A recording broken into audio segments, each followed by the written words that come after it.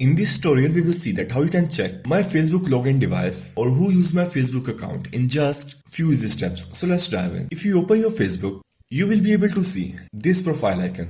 You have to click on that and here you will get menu. Now from here, you have to scroll down and open settings and privacy. In settings and privacy, you need to open settings. In settings, it will give you so many options here, but we need to click on this little. See more in account center. If we click on that, it will give you these account settings. In account settings, we have to open password and security. Open it and in security checks, you will find where you are logged in. Click to open it and then it will show you your accounts. You have to select your account. Like if I want to see my Facebook account, I will select this. And here it is. Now, we are currently logged in these devices, Nokia 3.4, and logins on other devices are these. Like, here is location and here is date. You can simply click on select devices to log out from other devices. So that's how you can check my Facebook login device or who are using your Facebook account in just few easy steps.